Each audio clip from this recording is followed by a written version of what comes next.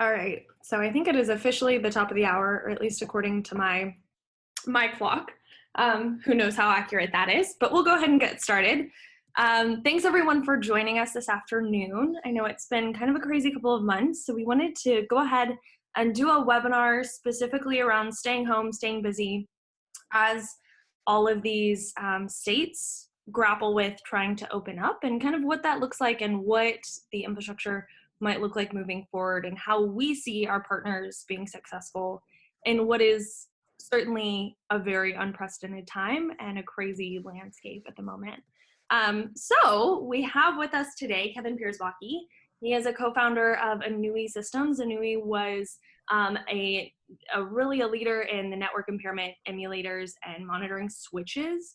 They were eventually acquired by Ixia in 2012. He sits both as a mentor, advisor, consultant, and angel investor of ours, as well as many other startups. He is located in Austin, Texas, and has an extensive marketing, business development, and strategic partnerships background. Kevin, you want to say a couple words about yourself? Yeah, hello everyone. Thank you very much. Thank you, Robin, for having me. It's great to be involved with Up-Level Systems. I've enjoyed working with the team and the products. Great company, and I'm happy to be here today. Thank you. Yeah, so like I said, Kevin has an extensive marketing background, so we really wanted to utilize him right now in this crazy arena to figure out what is going to work, what has been working for MSPs, and really how to be successful in such a crazy time when people are trying to piece together how to stay safe, first and foremost, healthy, but second of all, how to continue to generate business and what to do moving forward. So Kevin, do you mind talking about just a little bit, maybe a short glimpse of the startup experience that you had over at Anui and kind of the basis of your background and that company? Sure. Yeah. So we started Anui Systems way back in 2003 as a test and measurement equipment manufacturer. We were originally building impairment emulators, specifically delay impairment emulators that would mimic a wide area network and the specific precise number of milliseconds of delay you'd experience on a network, and then in a test lab setting, be able to use our products to see what would happen to your applications and your hardware when it gets deployed in the field. So we started with that concept and added a few product lines as the years went on, eventually becoming a player in what today is called a network packet broker. It's a piece of the plumbing on the network that helps filter and aggregate and duplicate traffic on your network, so you can actually capture packets for different data collection, storage, forensic purposes, as well as for security monitoring, sending traffic to various tools. So yeah, that's what we were, basically a hardware-based company, operated in the US and around the world, sold mostly through resellers. And yeah, we were another thing that I think is probably resonant with many MSPs is we were a self-funded company. So we grew up in the after the collapse of the sort of the 99 and 2000 market. We got started shortly after that, and yeah, and never raised outside money. Kind of bootstrapped along on our own until we were big enough to be able to fund our operations, and that was our experience. And then, as you said, we grew the company and eventually ended up selling it in 2012 to a company called Ixia, which is, of course, test and measurement, network test and measurement company.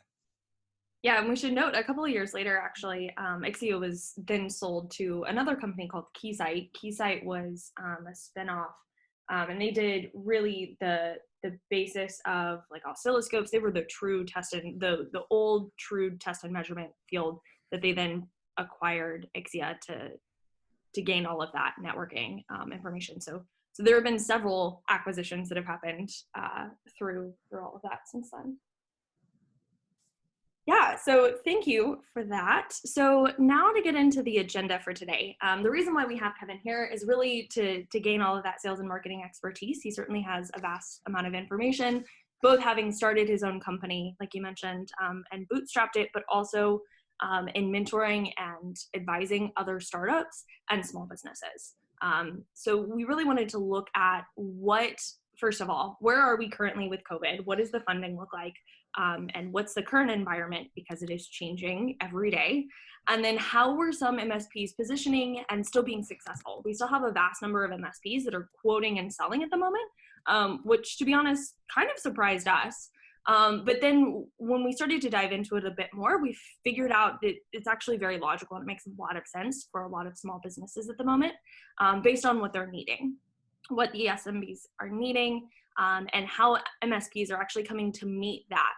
And then to look at what this might look like moving forward. Now, obviously, moving forward is a massive moving target at the moment. No one really knows what this is going to look like moving forward, and certainly not the small businesses nor their MSPs, though we know that they will both have a massive play in what the world looks like moving forward, how small businesses operate, what they need, how MSPs are able to make that, and certainly the technology that they use, right? The MSPs servicing them will have a huge play in what tech is implemented moving forward. So with all of that, we want to get started. This is really going to be an open forum. So if anyone has any questions, please feel free to ask them along the way. We'll do our best to answer them as best we can moving forward. We certainly want to utilize any concerns or comments that you all have around sales and marketing. You certainly have an expert here who's done this scalably several times. And during a crisis, now is the time to tap on those experts. So please feel free to ask any questions that you have along the way, and we'll do our best to kind of field them as they come up. So first of all, where are we now? Federal government is obviously easing national restrictions. We see several states commenting about opening up. Obviously, Georgia opened up last week. Texas, where we are, is planning to open up tomorrow, I believe. We're still not really sure what that's going to look like. If that means all businesses are able to open, if some businesses can open, some not. So there's still a bit of ambiguity in what even easing restrictions looks like at the moment. But we know it's coming. We know that the conversations around easing are coming shortly and fast. Next is obviously the huge amount of essential businesses that we're operating and continue to operate, right? We have tons of grocery stores, liquor stores. We see cannabis doing really, really well in this environment, believe it or not. But plumbing, accounting, right? Taxes haven't gone anywhere. Legal is doing really well. So there's still a vast number of essential businesses and remote businesses that continue to operate and are doing really, really well. And all of those businesses are also being funded through several different avenues.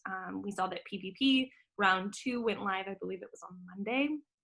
That second round was then accessible. We've got the Main Street Lending Program, or MSLP, or the MSLF, I think I saw it also being called. Vast number of terms for that one. Another lending program that is not through the SBA, it is through the Fed instead, the Federal Reserve, to main banks that can then offer lending to businesses. Just to give you a comparison, the PPP is based on payroll. The MSLP is based on EBITDA multiples. So 2 very different avenues to take. And then obviously the Emergency Lending Fund, the EIDL, that I always mess up, EIDL, Emergency Fund, also available through the SBA. So several different avenues as far as funding goes to keep these small businesses up and running if they're having trouble with consumers or making payroll at the moment. But most importantly, most consumers continue to stay home, at least at the moment. So we know that for sure. Most states have not completely lifted restrictions. And like I said, we're not sure what those easings will look like. But for the most part, we see most people continuing to stay home right now. Yeah, that's a great summary. A couple of comments here, Robin. On the funding picture, if you're involved in applying for or have received funding on either of those the main programs from the SBA, it probably behooves you to stay in close contact, because it seems like every week now there's more information coming out. It used to be a month ago when it opened up, I think April 2nd, that it was a little bit of a free-for-all, and just get your application in as fast as you can, no matter who you were. And everybody gets a forgivable loan on the PPP case, 2.5 times your monthly payroll rate. Now the rules have been clarified and tightened. So if you really have to be able to show that you had no other sources of funding, for example, and you needed that money and you were feeling some hardship. And so the government has tightened the restrictions. And if you, they're giving a little bit of a grace period now. If you actually didn't need the money and can't prove that your business was suffering, that you got until I think it's the second week of May to return the money. Yeah. Without getting penalized. But otherwise, yeah, you really have to be. It's, you know, we knew initially it was designed not for companies that are well funded from a venture capitalist, for example, or wasn't designed for private equity firms. But now we're realizing, yeah, the intention and the spirit of it is being codified even more, that it's designed for people who really have hardship, and that's where the money is supposed to be going. If you don't have hardship, you better watch out, because they can come back after you with penalties. So yeah, that's a really important one. Great programs that are really helping a lot of small companies, but you just need to be aware of the rulings and the new clarifications coming weekly. And then in terms of your essential, non-essential, I mean, that's one obvious split. It's really all over the map right now in terms of how small businesses are doing. Of course, you know, essential ones are doing better than non-essential, but then there's also, aside from that differentiation, there's just, you know, sort of, I call it the face-to-face versus the non-face-to-face, you know, real disparity in how small businesses are doing. So the face-to-face businesses, medical offices, retail, restaurants, really suffering. A lot of non-face-to-face ones, depending on what business you're in, not hurting at all. In fact, even doing better. So some e-commerce, some business involved with data or information or research, more back office stuff, doing quite well. So it's a real split. And having said that, you know, with things easing up and opening up, then even that split is going to change. And yeah, like you say, hard to know how soon we get back to normal nationwide. But the bottom line, I think, is that there's certainly plenty of businesses doing fine right now, and hopefully many more will start doing fine in the months ahead. But then there are others that will continue to suffer probably for the foreseeable future. You know, for example, those in the travel business. Bottom line is, I think no matter who you are, other than the government funding, you don't want to be raising outside money right now. If you're a small business, you hopefully have enough to make it through this valley right now, because I think everybody from, you know, banks to venture firms or private equity, any way you're going to get money, unless it's from rich family members, is going to be really hard right now to raise extra money. So that's why the government programs are so popular and important. Yeah, no kidding. And on that topic, I actually want to point out the fact that the Main Street Lending Program is not getting near as much press as I would have actually assumed. The PPP seems to be the massive press target at the moment as far as funding goes. But the Main Street Lending Program is available, and it's actually not through the SBA. So it has entirely different rules, restrictions, regulations, qualifications, all of that good stuff. But it is another avenue in the event that companies are needing additional liquidity. There are obviously caps on it. You know, I believe it's either 4 or 4.5 times EBITDA for the last year, so 2019, minus any outstanding loans. So if you take part of the PPP, that obviously counts against the MSLP that you can take out, but it's not through the SBA. So there's actually a greater amount of liquidity there. And it wasn't passed by Congress. It's directly from the Federal Reserve, and they're purchasing back 95% of existing outstanding loans under this new program. So it's another avenue to go to your bank and ask for that option if it is available to you, depending on your size and whatnot. A really good option. But yeah, there's a lot out there, and we continue to see kind of a surprising amount of activity going on. Even as MSPs are staying home, right? Even as they're working from home and whatnot. And I think the main crevice of that and reason for that is the main needs of small businesses really haven't changed, but the location of their needs has, right? So you've got connectivity, communication, and security are still the main needs of any small business. Now, to your point about face-to-face versus not is perfect, right? Face-to-face businesses obviously have a bit different needs, and there are obviously some major caveats to this, but we really see the three major needs being connectivity, communication, and security at the moment. Connectivity to applications and data, to each other, communication to each other and to customers, and then security to make sure that this minor blip in and what's happened, hopefully minor blip, and what is happening in the world doesn't impact tomorrow, right? It doesn't become a bigger issue. We certainly remember the Target scandal back years ago that was all due to a bad VPN connection where, an endpoint on the end was infected. They connected to a VPN, gave access to all of the Target credentials, right? So that right there kind of shines the light on, hopefully this doesn't turn into a larger security issue, a bigger event in the future for many of these companies moving forward.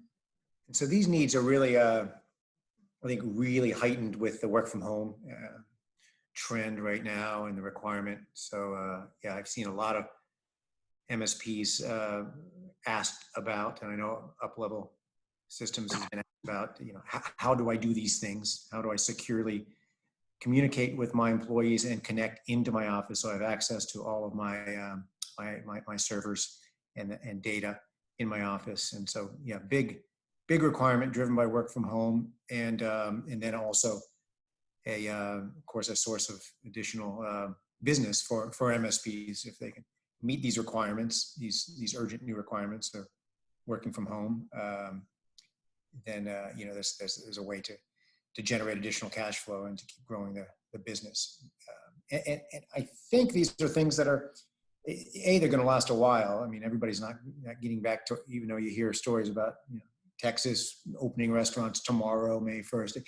Everybody's not going back to work here in the next few weeks. This is going to last for a while. And then even after the pandemic ends, I think there will be a heightened sensitivity and concern about these three areas, the C, C, and S for home office workers, which in the past has been something that's just an afterthought, really. It's like, well, you can work from home, but there wasn't as much concern or interest in, is that really secure? And am I really meeting the requirements of my industry or regulatory requirements from a standpoint of safety and security and privacy? Yeah, definitely. To your point, I mean, I think work from home is actually going to be here to stay, right? I think we have a lot of companies right now, and this is widely talked about, looking at their rent payments every month, right? The first of the month is tomorrow, and looking at what they're spending on just physical space for their employees that they're not currently using. And especially if they're doing fine, right? Maybe not great, but fine working from home. It comes into question, okay, maybe we have a rotating office. Maybe everyone doesn't have a dedicated desk. Maybe there's more of a fluid working environment. Allow people to come in and out as they need, more conference space, more collaboration space, but less physical cubicles. And we can save on infrastructure and save on the physical space that we require as a company. That's going to be huge moving forward, especially for these smaller businesses. And then the other thing that we haven't mentioned is cash right now is king, and it's going to continue to be king for a while, right? This is going to be one of those traumatic events that business owners, business leaders remember and plan for moving forward in the future. It wouldn't surprise me if 5-10 years from now, we have companies kind of hoarding a decent amount of cash in the event that something happens, because they remember what it was like not having cash. So cash is going to be king, moving forward, and still having to supplement these needs, right? How do we continue to operate business, not spend cash, keep as much cash as possible, and stay productive. So on that note, customers are funny. I forgot that was next. So yeah, so I mean, there are big spaces where this comes up, right? Cash. As I mentioned, rent's huge, right? If you can get away with not having to pay 10-20 grand a month for rent as a small business, that's massively different. The other thing that we actually see in this is hardware costs. Believe it or not, hardware depreciates 90% after it's used. So there's really not a lot of inherent value that sticks around with hardware purchases. And I think a big question that's going to come up is, why are we spending, $5,000-$6,000 on a new server, $5,000-$6,000 on a new firewall? That's could easily be one employee's month's salary, if not a couple, depending on what kind of business it is, right? That's huge. And especially for those businesses that are holding a lot of depreciating assets at the moment, are going to suffer more, right? Because they can't get the liquidity out of them on the backside. So there's really not a lot of return. And those that didn't or don't have a lot of depreciating assets in their portfolio and in their holdings are going to do a lot better, right? If they have appreciating assets, or at least less depreciative assets, that's going to be a huge difference in generating cash when they need it and holding on to it moving forward. Yeah, that's right. So it's like the inflows of cash. Your business slows and stretches out in times like this. You don't people delay purchasing and delay payments in many cases because cash is king. But yet your creditors, if you owe money, or if you owe rent payments, of course that doesn't stretch out. Those are still on the same time schedule. So that's the problem. That's the squeeze. That's that's if you're lucky. If you're unlucky, you're going to lose business. If you're lucky, the business may all sort of catch up, but it's going to be delayed, and your inflows are going to be delayed almost no matter what industry you're in. So Yeah. Hence the cash crunch and the compounding that with the difficulty in getting additional loans right now from just about anywhere make it a really tough time.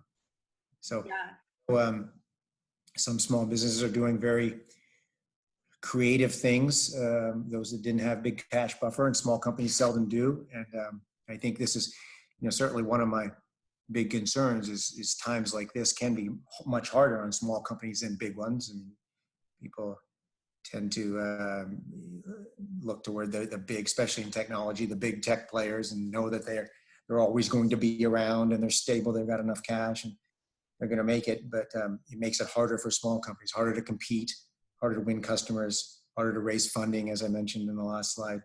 And that ultimately is something we want to watch out for, and hopefully avoid large numbers of failures of small businesses in this country, because that'll be bad for everybody. It'll be bad for jobs. It'll be bad for competitiveness. But tough times do impact small companies worse in many ways than they do big companies. So yeah, something to, and that again is back to the intention of the government lending programs from the SBA to help small businesses, and just anything else, as you mentioned on this slide, that you can do to either stretch out payments on your own or conserve cash. Worst case scenarios, companies do temporary furloughs, or even ask employees to take reduced pay to stay on the payroll and keep the company afloat, and with the intention of trying to catch it up later. So those things are really, really hard to do, but sometimes the last resort and the only thing left. Yeah, we're certainly hoping that all of these funding avenues do help small businesses as they come up. But certainly looking at who is going to come out better and not in this is really going to come down to how much cash did they have on hand beforehand, and how fast were they able to move assets around to generate additional cash.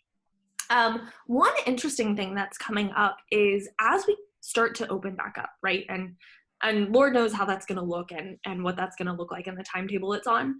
But there's actually an interesting concern right now around customers going back into offices that have been off for a while. And if their existing infrastructure, right, firewalls, servers, are going to come back online. There's no secret that having hardware offline, and certainly we've had an interesting amount of storms rolling through the South here recently, with a lot of electricity and some tornadoes even that hit, I forget where it was, but somewhere in the South. hit the south. And so there's some concern around, did any equipment die in the meantime, right? That we don't even know about yet. If it was off, this whole time, is it going to come back on? All of that good stuff. And that's going to continue to happen, right? As Kevin mentioned, in stretching out this crunch and trying to stretch things out, people will not buy equipment as much, but things are still going to continue to fail, right? We'll still get lightning storms, and we'll still get hurricanes and tornadoes and whatnot, unfortunately. And so what do you do in times of that, where you clearly need it, but as a business, the crunch is happening, and you're trying to figure out ways to stretch cash as much as possible. And then there's the added working from home, and what does that mean for security? Now, a lot of companies are expecting the same security standards while at home, but don't have the upfront capital to fund firewalls at everyone's individual houses. So what does that look like? I mentioned before, a VPN connection is only as good as the endpoint that connects to it, right? So what do you do in the event of an endpoint that connects to a VPN tunnel where there is, I like to call it LAN leakage, where there's another device on the LAN that's 20 years old, that's never been updated, right? Belongs to the 10-year-old kid who's now trying to get his homework done for school and accessing all kinds of applications, and it is just prone to vulnerabilities, right? Now all of a sudden you have entry points directly into massive networks. This is going to be a huge problem moving forward. And right now there's a fairly high barrier of entry for companies to secure the entire office. And then it also brings into question HIPAA compliance, right? How do you meet not just HIPAA, but any sort of compliance regulation with endpoint devices that are distributed so significantly and on LANs with other devices like Xboxes and Netflix watching, streaming shows and God knows what else, right?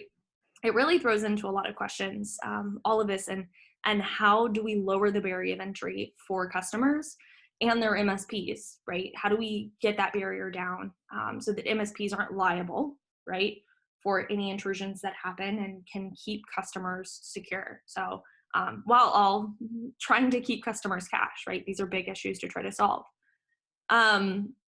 So some things that we know that haven't changed are hackers are still hacking, compliance still applies, and customers still need to get on the internet reliably.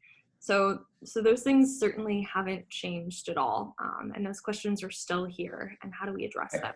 I think this compliance thing is going to rear its ugly head pretty soon.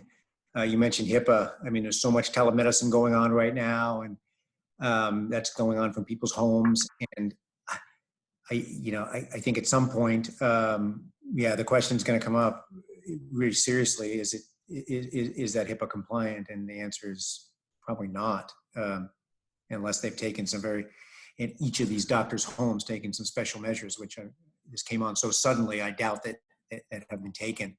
And then beyond HIPAA, I mean, you've got SOX compliance and the PCI and the GLBA, bank compliance for financial information of customers like Social Security numbers, and the FISMA, which is really for all sensitive data. So any insurance agents or lawyers work from home with private client data are, still have to meet these compliance requirements. And again, I don't think so far anybody really has had the time or interest to go focused on them. But there could be a lot of penalties coming if these work from home situations don't secure, take their security more seriously and invest in it and really tighten it down.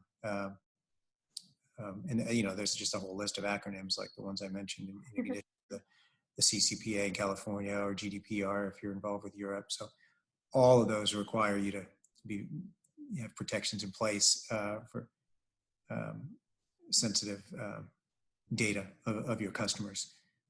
And again, today, I think very few people are doing that who heretofore hadn't been working at home, and now all of a sudden in the last few weeks are. So again, that's a big area where UpLevel can help. Yeah, and to your point, I think it really will rear its ugly head. I mean, the last thing that we want is for everyone to open back up, and then all of a sudden there is a slew of lawsuits right, that happen because of data leakage and information leakage, right, of all of these companies.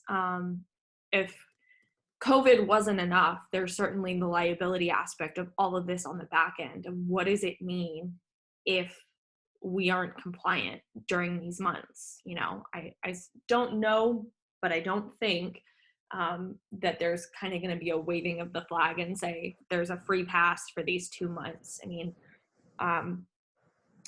HIPAA compliance still applies, and so we're really going to have to grapple with how do we move forward, and that's certainly where we can help with all of these. I mean, UpLevel lowers the barrier of entry by not requiring equipment purchases. The cost is not prohibitive to small businesses, and it allows small businesses to be compliant and to not run that risk, right? Because if you're worried about being a small business and you just skirted by, right, and made it through COVID, and now you think you're in the clear, and all of a sudden you get hit with an audit because you took money from the government, and who knows what those audits are going to look like, and we don't even know if they're going to happen, but let's say that they do. And it turns out that you have data leakage everywhere. You know, what does that look like? And is that going to be detrimental to the kind of the second, you know, wave, if you will, of business failures, of getting hit with either non-compliance or lawsuits from end customers because their data was lost or stolen? I think it's really not obvious to your average work-at-home user, your customers, talking to the MSPs here, your customers, it's you know, your doctor, a lawyer, insurance agent. It's really not obvious to them that just installing a VPN client and having a firewall and relying on my ISP is secure. And I don't think people are aware of that, generally speaking, the common business person. Yeah, I mean, dead on. Like, how do you explain HIPAA compliance to a 10-year-old, right? Like, how do you say, okay, we're on the same LAN, and that means that I have access to sensitive information, which means you have access to, right? Like, how do you have those conversations? And I think most people working from home certainly aren't going into their routers and VLANing things apart and configuring anything, right? They just came home and plugged it in. And certainly with the mass movement that we saw, how quickly it happened, there were bound to be security holes everywhere, right? And I truly believe working from home will stay. I think it's going to be here for the long haul because companies are going to realize, you know, one, people can be productive, and two, it costs them less, right? And you have access to a wider workforce if you work from home, right? There are all kinds of benefits that I can see there. So if that's the case, how do we move forward and make sure that we do it right moving forward, right? If this continues on, like I think it will, how do we go in and kind of right size it so that it's not under what we need, but, you know, we're not over budgeted on it, and we're conserving cash while we do it. So how do we go in and kind of retrofit all of these home offices that were spun up overnight? Yeah. Any other comments on that, Kevin? No, I think that's great.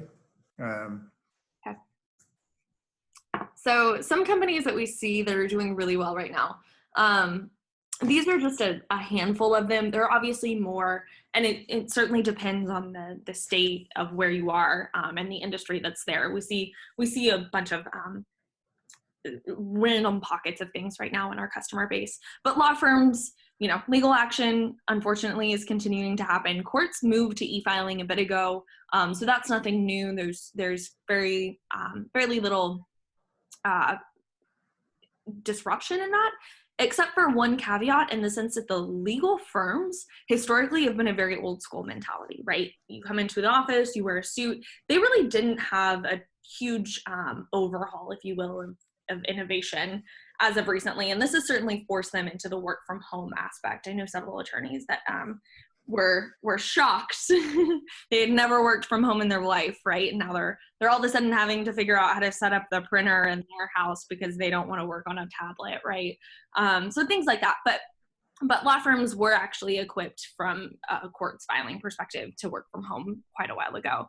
Same with accounting firms, again, historically fairly old school in working environments, right? You go into an office and do all those things. Taxes certainly aren't going anywhere. And in fact, attorneys and accountants are both seeing an influx in small businesses and helping their clients kind of navigate these times, right? They're doing a lot of work as far as SBA loans and bank negotiations and things like that. So they are certainly fairly well suited for all of this. Again, really didn't have the technology there in place necessarily, but certainly had the ability to work from home for a while now, with all kinds of advancements that had happened in the accounting field.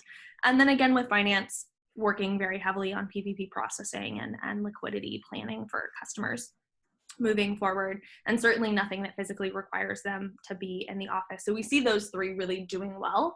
The fourth is actually, that's not on here, is actually insurance agencies. Insurance is also doing fairly well. We see, small branches moving home. They are obviously we're talking about like small State Farm, Geico branches that were franchises, if you will, already had access to the main corporate offices to begin with. So those are doing fairly well. But that's true across the insurance agency, big firms and small.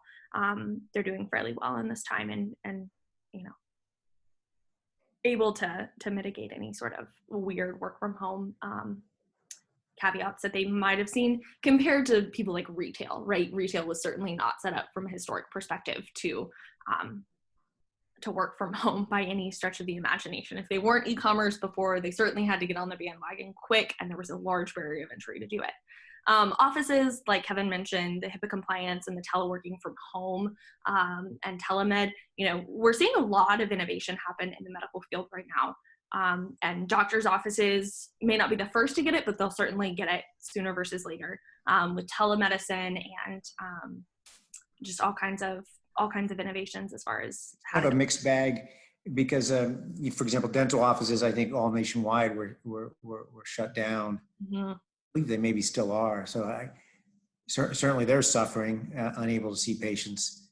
But most doctors' offices are still, at least for urgent situations or for telemedicine, as far as I know, still seeing patients.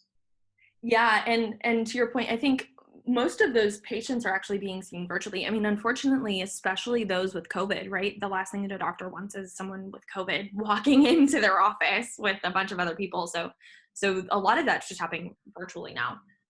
But they're certainly up and running and much appreciated during this time, can I just say? And they'll continue to be busy, right? Even as the country opens up, until we get a vaccine. And even when we get a vaccine, doctors' visits are certainly going to spike. As people worry about their health and wellness and are fairly cautious about what's going on. And then obviously testing, antibodies testing, and the vaccine when it is here, if it is available to people, right? That'll be huge. And then obviously grocery stores. With the sub caveat of liquor and cannabis stores, that heavily depends on what state you're in.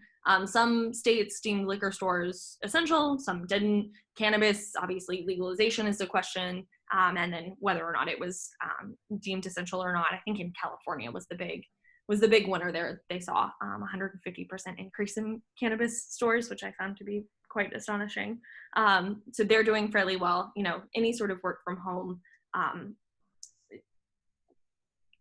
necessity, if you will, like groceries, are obviously doing very well at the moment. And then there are a ton of other industries that we haven't even mentioned that are going to benefit tremendously from the cheap oil that's currently happening, increased demand like e-commerce and whatnot, that may not have physical locations but are doing really, really well, as well as other services in the world. I think plumbing and other sort of household services are actually doing tremendously well now that everyone is staying home. There are a lot of other things that are breaking, right? Probably appliance fixing and whatnot. Those are going to be other industries that are doing fairly well in the meantime, that we see in our partner base kind of expanding as we go on. So right now, what we see are MSPs that are doing really well are, first of all, deploying remotely. And second of all, providing customers with added benefits, right? So they're going in and, like we've mentioned, securing home offices and providing additional benefits to existing customers, maybe not net new logos, but existing customers and securing home offices. And they're doing so from a distance, right? So with UpLevel, you're able to deploy entirely remotely if you choose to. And certainly in this case, with a home office, you can easily drop ship a gateway. So first of all, it doesn't mean that the client gets uncomfortable with you coming into their home, right? New germs coming into the house, but it also means that they get the benefits, right? So the MSP can do everything remotely, which is a huge value add. Enabling VPNs to get back into the office, right? So on and so forth. So while able to deploy remotely, also providing those additional benefits to either existing or new customers. We do see partners adding in new customers, but it's most of the time someone that they had an existing relationship with. So maybe a customer that was on the fence before, they're able to pull in much more easily into the funnel and close them as a client, or maybe they have them on other solutions that they're bringing over to UpLevel, vice versa, right? There's typically some sort of relationship built there. We see most end customers are sticking with their MSPs right now rather than jumping around tremendously. And I think the troubleshooting, I'm seeing the troubleshooting and support burden increasing, obviously, as this whole wave of home office work takes over. Yeah, and I think we're going to see, so at the very start of this, right, when we started getting all of those states declaring stay-at-home orders, we saw a huge uptick in MSP hours, right? How many hours were MSPs spending on clients? And I think we're going to see that same big tick at the end of this as well. We're going to see customers moving back into the office and calling the MSPs again, right? Anytime we have some sort of physical shift, or as customers start to reopen, right, and they look at their existing infrastructure and say, okay, we need to reduce costs here, we need to do this, we need to do that, which is why UpLevel is so compelling to many of these small businesses right now, is because there's such scalability in the product that they can move it around, scale it up, scale it down, and it virtually takes little time to do any of those configuration changes as you need. So it makes it very easy. But I definitely think that we're going to see a tick up again at the backside of this. Yeah. So the big question is, what does this look like moving forward? You know, what does all of this mean on the backside? And what do working environments look like moving forward? We've kind of touched on all of this along the way, but the big point is the fact that no one knows for sure. We are all just guessing at this moment. And frankly, we probably won't know until a few years out when we can look retrospectively and see exactly what worked for some people and what didn't for others. It's certainly a guessing game at the moment. But some things that we know for sure. One, cash will be king. Cash will always be king. It has been for ages. It was before this. It will be after this. But certainly it is important right now, and it will continue to be for the foreseeable future as people are unsure what this will look like in 3, 6, 9 months, and even years afterwards, how long this will last and what the economic impact is going to be. We know that businesses still need connectivity to their customers, to their resources, so on and so forth. And we're pretty sure that working from home will remain fairly strong. This was a very good test case to see how well people did working from home, how productive they were. You know, there might be some weaker performers than others, some industries that tend to move back into the office versus others. But for the most part, I'm fairly sure we're going to see working from home become not just a nice to have in company perks. I think they're fairly here to stay. And then security holes today could easily mean big issues tomorrow. You know, we certainly hope that this isn't the case, but it would make a lot of sense if after all of this, we saw some large fallout in security that wasn't taken care of. I've been joking this whole time that hackers have been working from home this entire time, right? This is nothing new to them. And what just happened is a large pool for them to pick out of people working from home on unsecure devices. So I think that's I think, we're going to definitely see some big security breaches, I'm sure.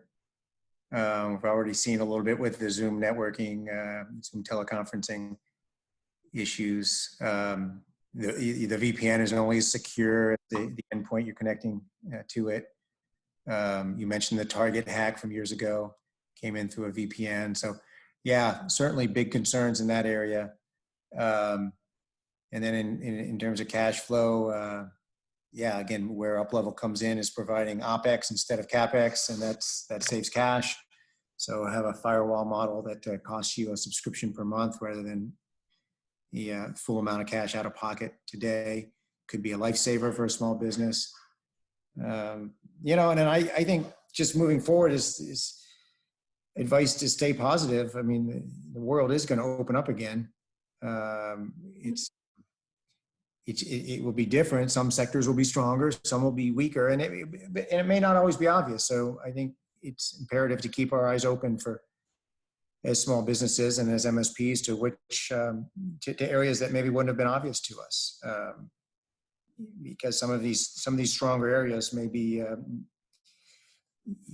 things that we haven't thought about yet. I mean, there's obvious ones like supply chain. Oh, Amazon's going to do well, but there's a lot of supply chain consultants out there. There's smaller businesses that could have a much more pronounced role. The whole medical field could change a lot. It could be much more distributed. I mean, not just through telemedicine, but more medical being done in retail shops. I mean, it may not be always at a doctor's office. You may be going into maybe whole sets of businesses around doing more medical in the Walmarts and CVS's of the world, and places like that, more clinics, more smaller operations.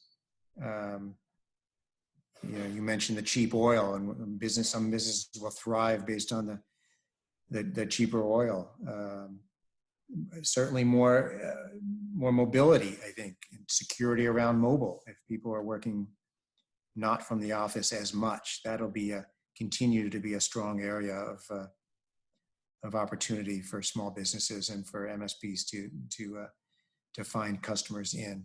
Anything around that, what I call the CCP&S, the connectivity, communication, productivity, and security. Some of the things that we've been talking about, Robin. All big areas, and some will emerge even bigger than they went into this pandemic.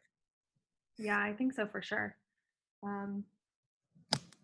This is, like I said, no one really knows how this is quite going to shake out, but we certainly know that some things are going to change. Some people are going to come out fairly strong, and some people, not as strong. But we do see a lot of really encouraging information in the channel right now. So it's not all doom and gloom. In fact, there's actually a lot of great stuff coming out of this, and we're seeing a lot of partners. Now that we've kind of gotten I wouldn't call it a green light. I would call it a very faint yellow at the moment. But starting to pick up and work on really big proposals again, and especially before clients move back into the office, if they are going to, getting all of that work done before they officially move back in. So that's really exciting news to see there. But I wanted to go ahead and open it up and see. Well, before I do that, as Kevin mentioned, we're trying to help as best as we can. As far as the OpEx model goes, we certainly think that that's really valuable for small businesses. Keeping cash is having an OpEx version, and not spending hordes of cash on equipment as they move towards a new world, I guess you could call it. We're helping with collateral and verticals specific, like we mentioned, those hot collaterals, verticals there that we see doing really, really well. And then an executive home package is now available from us to help with the security of small businesses at home moving forward. But I bet Tom would even help you with your apply for your SBA loan program. You know what? I bet he might, but I don't want to put that on him. He's become a resident expert, I think. Yeah. I mean, certainly it takes, 6 hours to figure out what you're doing and about 30 minutes to fill out the application. So So after you've done it once, you kind of understand how it goes. But, as always, if anyone has any questions, even if it's not about technology, please feel free to reach out to us. Obviously, going through this whole process, all of us have become experts in things that we never ever expected, nor intended to happen. So, if anyone does have any questions about business in general or anything that we can help with, please feel free to reach out. And I really want to open it up to y'all and see how you see your MSP changing in the future, first of all. And second of all, see if y'all have any questions for Kevin. Like I mentioned, we have a fairly well pedigreed expert here who's got a vast number of experience as far as companies that he's run, companies that he's helped, and going through difficult things, obviously not this specific one, but all kinds of ups and downs. Certainly 2008, they were well running a Nui during that downturn, and kind of, what he's seen in the past and trends that he's seen and things that he's learned along the way. So are there any questions specifically for Kevin that we can address while we've got him? Or I can ask, how do you see your MSP changing? What are changes that you as an MSP are making to either combat the current environment or to try and pivot for the future or make changes for the future? We're certainly worried about, compliance, as we've mentioned, moving forward, and distributed networks and what that means. Is that going to change billing structures for anyone? The work from home environment, does that change your structure with your clients? So on and so forth. So I'd love to hear from y'all now, and kind of get some insight as to what y'all think. I can also do this via a poll, but I won't. Any questions? Kevin, what kind of marketing approaches would you recommend MSPs to keep their sales growing? Wow, I like the idea of hitting, not a fear-based approach or too much FUD, but really trying to, I think, to be a partner with your customers at this time of crisis. So trying to provide as much value and education and information as you can.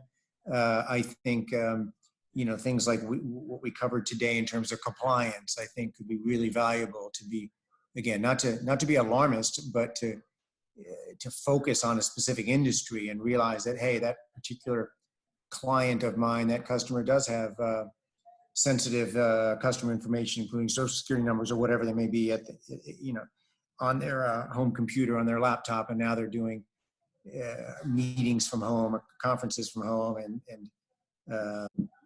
or they're VPNing into the office or whatever. And I think just making customers aware and being a trusted resource, a trusted partner, as someone who can educate them on maybe where a hole is and how it can be fixed, I think would be very, very valuable now to businesses. It'll build trust and confidence if, in other words, a little bit less in pitch mode, a little more in sort of helpful mode about helping to solve very real problems, which they may or may not know about today. And so I think making them aware of those problems and risks, and then having a constructive solution as like kind of a more of a consultative approach, I think is probably the way to go, because it's sort of, we're all in this boat together, and we need to help keep businesses going, keep the economy going, and to the extent you can be viewed as a helper, I think that will go a long way in maintaining those customers for the long haul.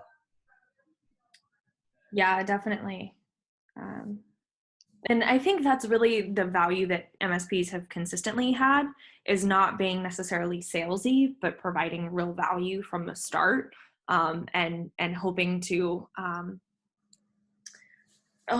build relationships just as that, right? We're a consultant to you, not a salesperson. We're here to do what's best for the company. So now is really the time to utilize that inherent structure of the MSP business, and position customers for the future, right? And moving forward and harnessing that existing relationship.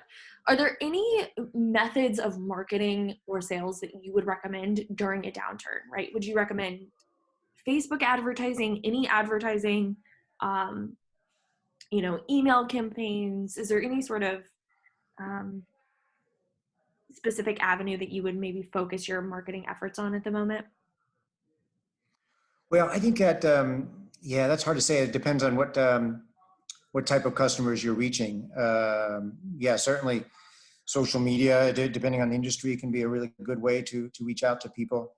Um, Again, though, along the lines of being sort of a trusted expert and a resource right now, I think to the extent and you can provide, and I don't know if it's a newsletter or if it's an email updates, you can provide expertise and knowledge on some of the things we've covered today, and just say, here's what you need to know about, I see this a lot from banks and law firms recently, sending information out about these government loan programs. And that's really, for me, that's really valuable stuff. It's like, wow, thanks.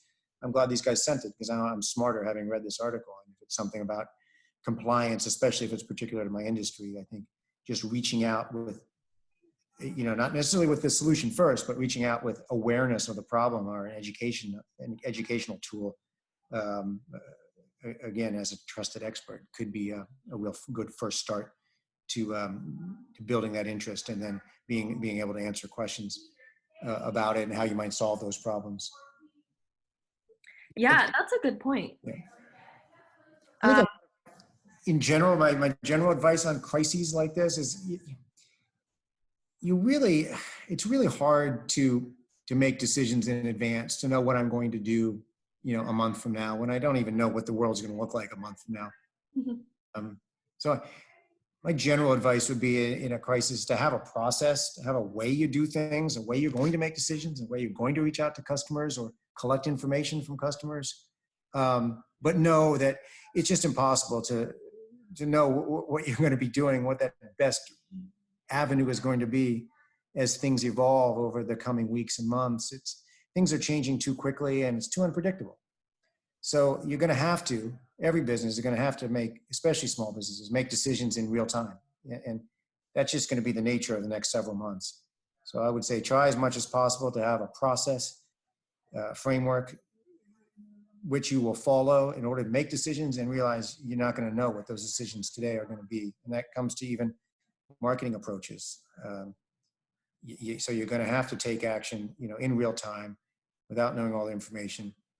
Things are going to be unpredictable, and one week it may be a different answer than the week before, depending on the state of how your customers are doing or what needs pop up that they need help with.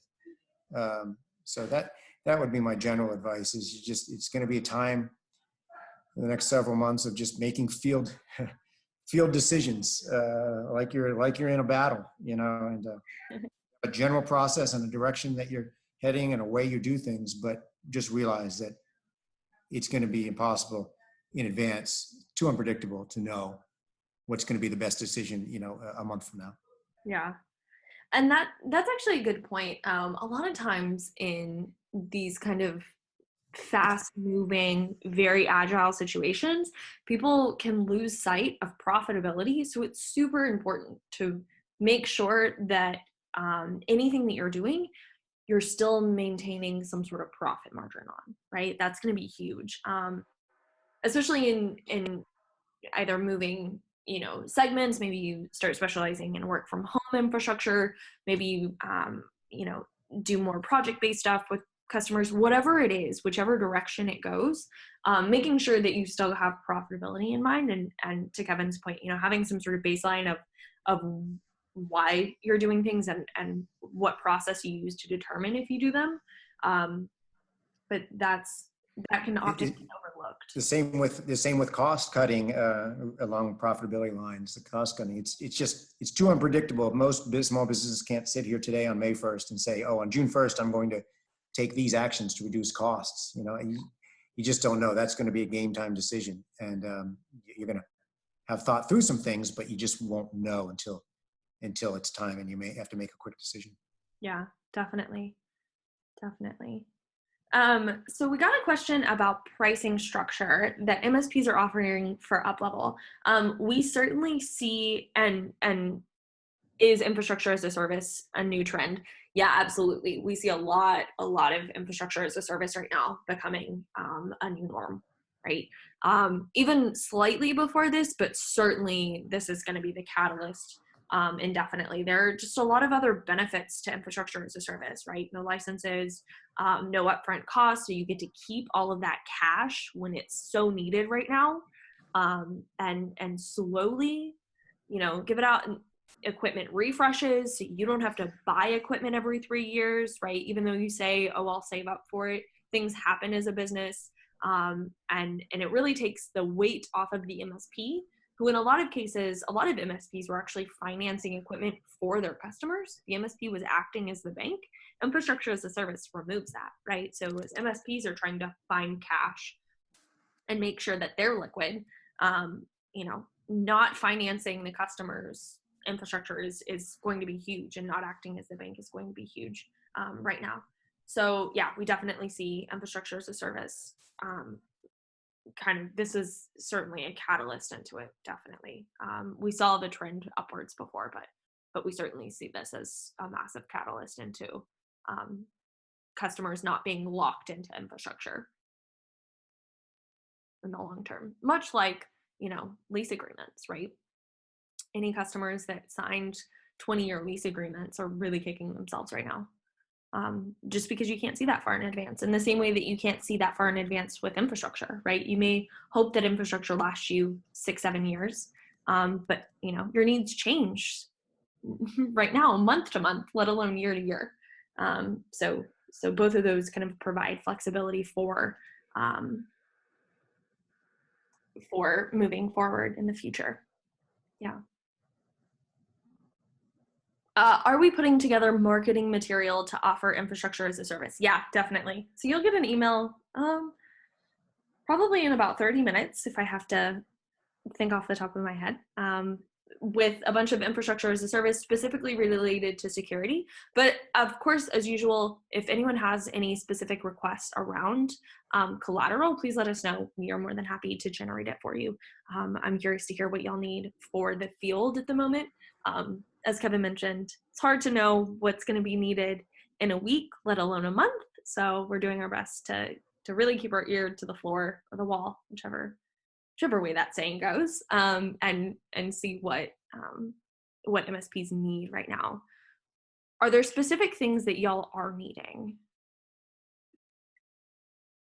Anything that's specifically needed at the moment that we haven't already touched on, or that that has come up recently? And please feel free to continue to ask questions if anyone has any.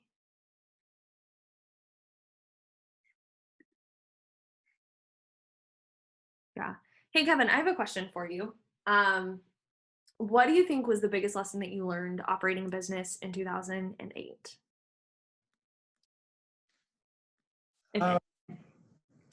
I think we were fortunate in 2008. We were still a small company. We weren't, as I mentioned before, we didn't have outside investors at that point. We didn't have any debt with any banks at that point. So we flew a little bit under the radar. We weren't dependent on any particularly large customer or segment at that time. So our impact was pretty minor. I think we had some delays. Now, always in hindsight, this appears less bad than it was, right? Yeah, definitely. We will survive. We'll make it through. Everybody will be stronger as a result. And it's hard after the fact to look back and remember how many sleepless nights there were. But in general, I think we, compared to many businesses, were fortunate because we were smaller and we didn't have a lot of debt. And we didn't have a huge payroll at that time. And all I can recall really is some slowdown of spending, but no real loss of business. Just taking longer to make decisions and pull the trigger and get approvals within companies, particularly for larger purchases. I'm hopeful that for the MSPs on the line now, that smaller ticket items and subscription-based items as opposed to the CapEx equipment that we were selling, will not suffer, extended delays of approvals, and then hopefully this time the hiccup won't be as big. But again, that depends on the industry and how much they're struggling. Mm-hmm. Yeah, definitely. Okay, awesome. Well, if no one has any other questions, Kevin, anything else that you want to talk about?